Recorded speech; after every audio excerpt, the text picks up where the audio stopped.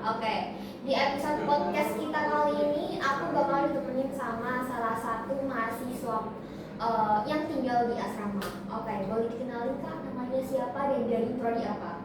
Halo semuanya, kenalin nama aku Rofina Rosyada Al-Hakim dari Prodi Ilmu Komunikasi Fakultas Ilmu Sosial dan Ilmu Budaya.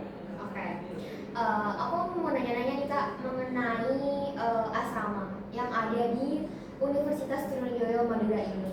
Gitu. Kalau boleh tahu aturan apa aja sih Kak yang ada di asrama UTM ini?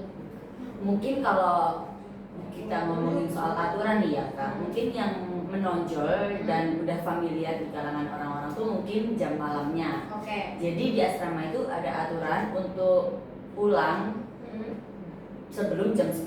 Oh, jam 10. Ya, nanti kalau misalkan kita ngelewatin jam 10 itu nanti kita dapat poin Kak. Oh gitu. Tapi kalau misalkan aturan-aturan yang lain mungkin cuman kayak kalau misalkan gajian kita nggak boleh pakai celana, terus kayak kalau kajian itu kita harus ikut.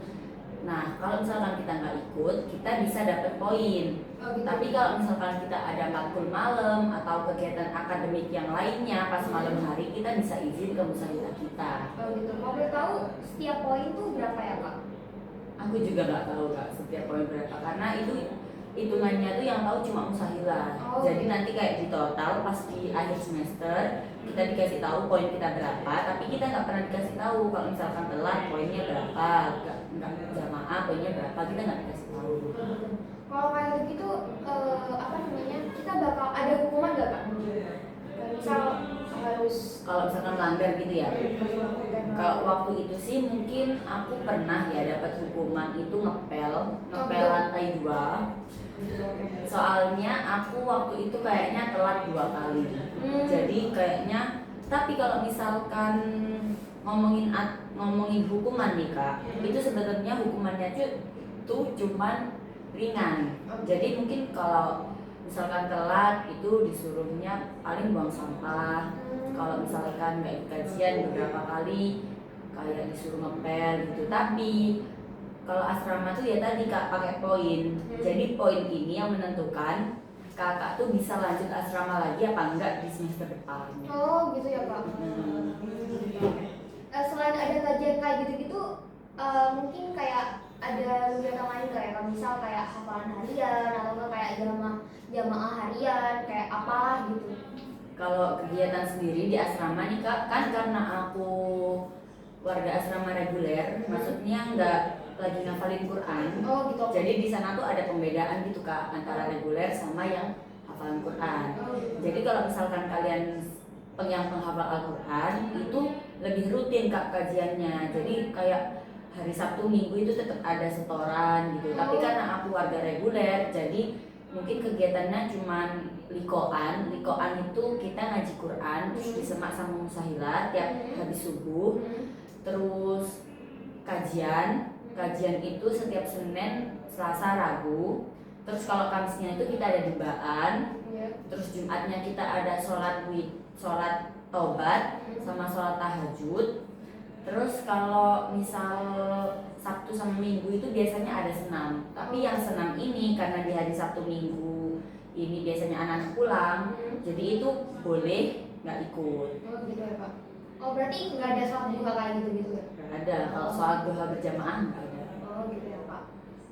Sejauh ini keluh kesah apa sih Kak yang apa namanya selama kakak tinggal di asrama ini yang sedang kakak alami gitu keluh kesahnya gitu? Mungkin kalau keluh kesahku sih di jam malamnya ya Kak. Karena kan kita sebagai maba ilmu komunikasi nih Kak, banyak deadline tugas yang lagi ngejar-ngejar banget. Terus banyak tugas yang emang diselesainya itu harus sharing sama teman. Jadi mengharuskan pulang malam gitu. Pulang malam dan harus ketemu teman, sedangkan teman itu nggak boleh naik ke kamar kita. Jadi kalau misalkan orang luar asrama itu kalian nggak boleh masuk ke kamar kita, kalian cuma boleh di lantai dasar aja Kak. Oh gitu ya Kak. Iya. Di samping itu apakah kakaknya ada niatan buat ngekos atau ngontrak Kak? Mungkin kalau niatan untuk pindah dari asrama ada sih kak. Mungkin aku semester depan ini mau ngekos. Karena memang aku dari awal pas masuk asrama ini memang disuruh sama orang tua ya. Karena aku backgroundnya dulu tuh mondok, jadi apalagi aku anak cewek. Jadi orang tua aku tuh lebih protek gitu loh kak. Habis dari pondok terus disuruh asrama dulu biar nggak kaget sama dunia luar. Nah, tapi karena kita mungkin semester depan ini lagi banyak event, terus banyak kegiatan-kegiatan yang memang mengharuskan untuk keluar, jadi mungkin aku akan memilih ngekos, tapi tetap menjaga kepercayaan orang tua kak. Oh gitu, oke. Terakhir nih kak, dari aku mungkin ada pesan buat mahasiswa lain yang ada di asrama atau yang mungkin berniatan untuk masuk di asrama gitu. Apa kak? Kira-kira?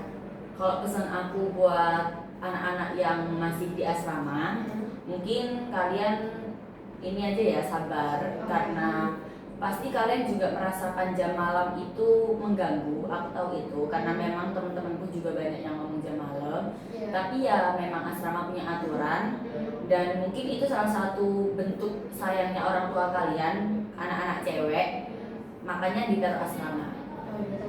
Oke, itu saja kali ya kak. Terima kasih buat kakaknya telah meluangkan waktunya untuk datang di podcast ini kita kali ini, dan semoga topik